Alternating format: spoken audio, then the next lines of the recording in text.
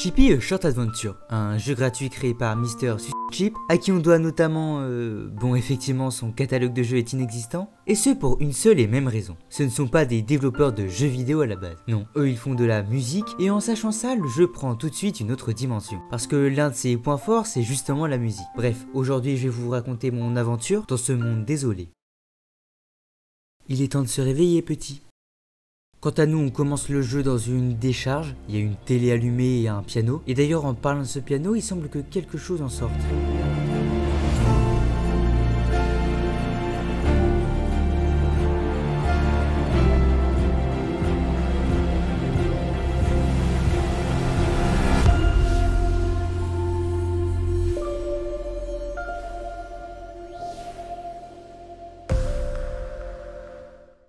Une lumière semble avoir pris possession d'une peluche de mouton, on prend peu à peu vie, et je décide de me diriger sur ce piano.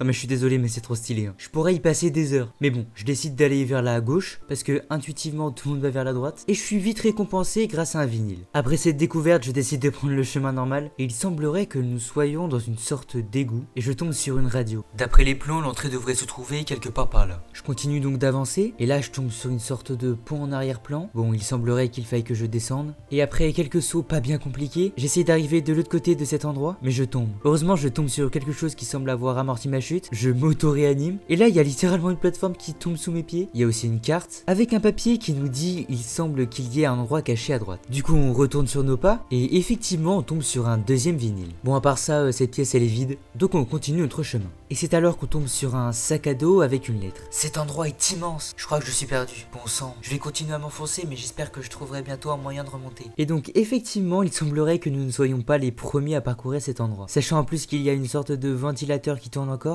Et d'ailleurs après on trouve une lettre de Janitor. Nous devons absolument enlever ces débris. Je contacterai Belgin demain. Ok c'est très bizarre. Déjà c'est quoi ces débris? Et puis c'est qui Belgin? Mais bon on verra ça plus tard. Parce que là on a quelque chose de plus important. Il y a littéralement un cadavre. Ouais c'est chaud. Et au-dessus de ce cadavre il y a une radio. Si vous entendez ce message c'est que quelque chose n'a pas fonctionné. Ça nous dépasse tous. Décidément il y a quelque chose qui cloche ici. Et spoiler alert ça va pas être le dernier cadavre qu'on va voir durant le jeu. Un peu plus loin je tombe sur une peluche d'ourson avec un couteau dans la tête. Et une lumière rose comme en opposition avec la lumière bleue qui nous compose prend possession de cet ours et on fait désormais face à Patchies, l'ours perdu. Bon, je me suis fait tuer dès le premier coup mais on n'a rien vu. Pour le battre c'est assez simple en vrai, comme on n'a pas la possibilité d'attaquer, il nous suffit d'attendre devant les pics, comme ça l'ours prend les pics en pleine face et en le battant on obtient le double saut, qui va nous être d'ailleurs très utile pour la suite. Alors que j'essayais de sortir de cette zone, une course poursuite se déclenche avec ce qui semble être la chose qui a pris possession de l'ours. J'arrive jusqu'à un ascenseur mal en point et il me suit. Le truc c'est qu'il semble un peu foufou et qu'à force de bouger comme ça, et bah l'ascenseur il a pas tenu très longtemps. Je me retrouve donc sur le sol, inanimé, et on fait comme tout à l'heure, on s'auto-réanime. Et la première chose que je vois c'est un téléphone.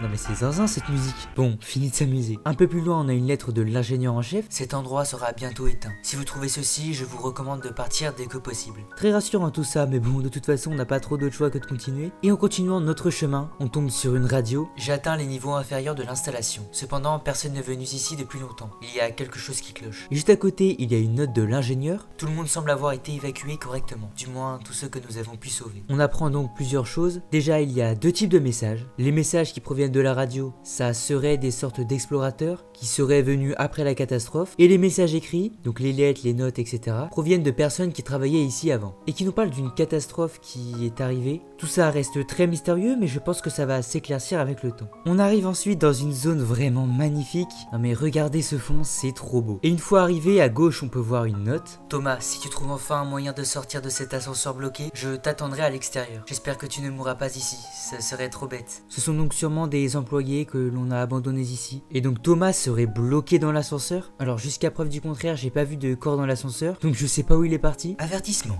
il est interdit de descendre en zone -3 avant d'avoir fait vérifier son équipement par les services agréés. Ok, donc j'imagine que cet ascenseur nous amène à la zone -3. Et vu qu'il faut un équipement, à mon avis ça doit être un endroit dangereux. D'ailleurs c'est signé Belgin, donc Belgin ça ne serait pas une personne, parce que le message semble quand même vachement formel. Belgin ça serait une société. Bon, descendons, on aura sûrement des réponses ici-bas. Bienvenue Bienvenue à l'Institut Belguine, tour 24. Votre orientation en tant qu'employé va bientôt commencer. Une fois à l'intérieur de l'établissement, veuillez vous rendre à l'entrepôt 004 pour récupérer votre équipement. Toute personne non autorisée fera l'objet d'un renvoi définitif. Restez calme et continuez. L'endroit qu'on s'apprête à découvrir semble décidément très important, et d'ailleurs on a une autre note de Belguine qui ne nous rassure pas vraiment. La zone -3 est officiellement fermée. Si vous avez été affecté à cette zone, vérifiez votre affectation auprès de votre superviseur. On arrive ensuite dans un endroit où il y a un petit lapin, mais surtout on tombe sur un autre cadavre avec une radio. Ils m'ont menti, toute cette opération est d'une ampleur que je ne peux pas comprendre. Quoi qu'il se soit passé ici, ils sont tous morts. Au-dessus on tombe sur une salle des commandes bien stylée, avec une figurine de nous, et une figurine de...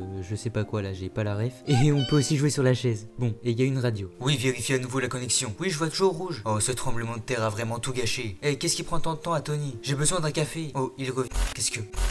Bon, déjà ce qui est bizarre c'est que cet endroit est encore en fonctionnement. Et puis qu'est-ce qui est arrivé à Tony? Quelque chose de très dangereux doit se cacher ici. En continuant d'explorer la zone, on tombe sur un endroit avec des cristaux. Et il y a notamment une radio et une note. Ce qui va clairement nous permettre de mieux comprendre ce qui se passe ici. Les cristaux ont été découverts sur des sites de fouilles remontant au début du Paléolithique. Les voir pousser ici est incroyable et sans précédent. Il doit y avoir une raison à cela.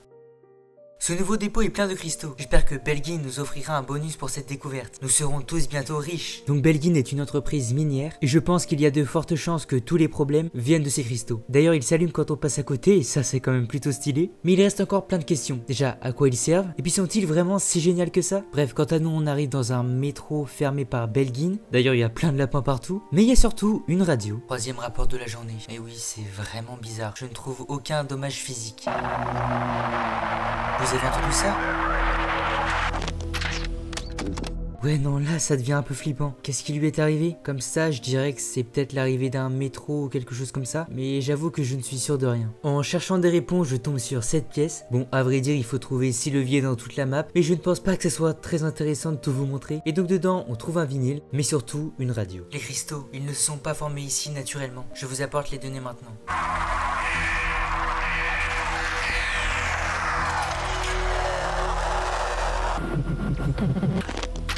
Attendez, quoi? Revenons un peu en arrière.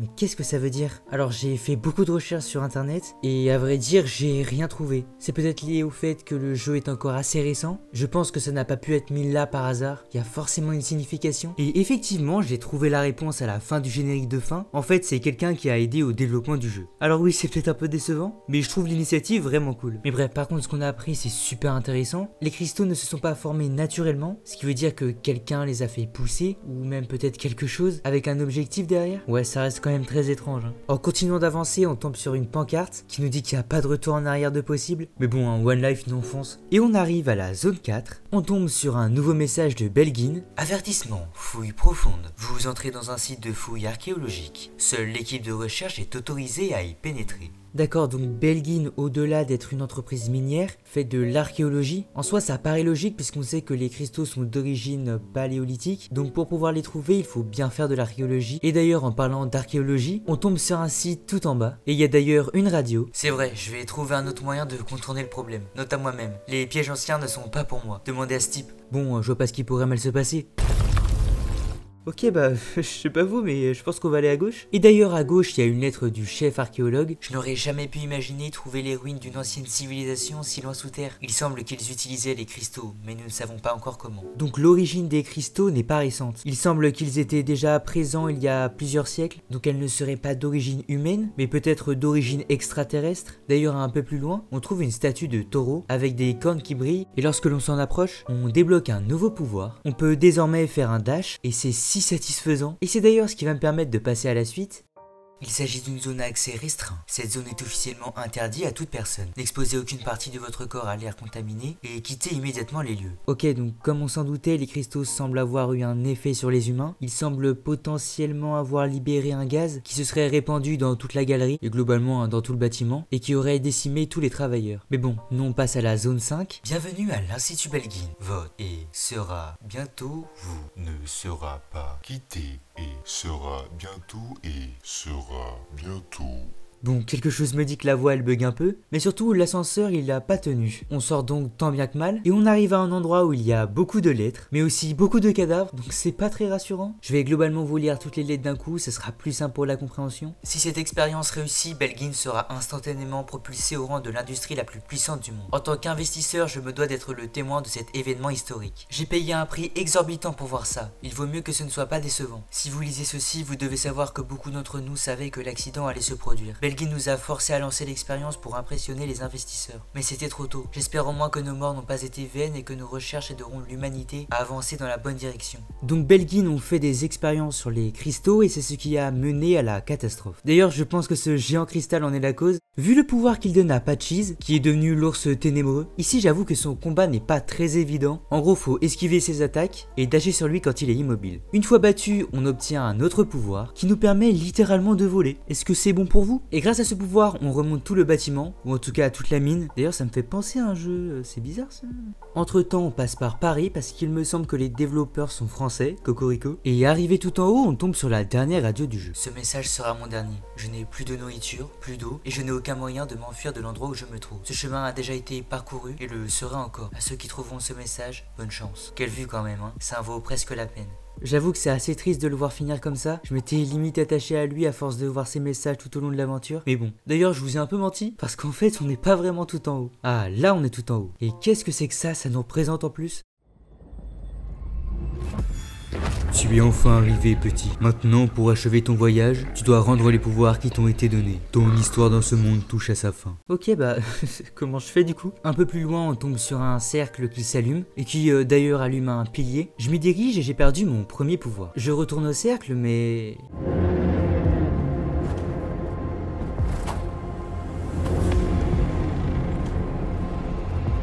Oh non, un nouveau boss? Et non, en fait ce mec c'est un GOAT ultime, c'est une dinguerie. Là il faut que je redonne tous mes pouvoirs, mais je me fais constamment attaquer, et en fait bah Patches, il prend tous les coups à ma place. Ce mec est un giga chad. Bon, après avoir déposé tous nos pouvoirs, un portail s'allume dans le cercle du milieu, et Patches est très mal en point. On décide alors de l'emmener avec nous.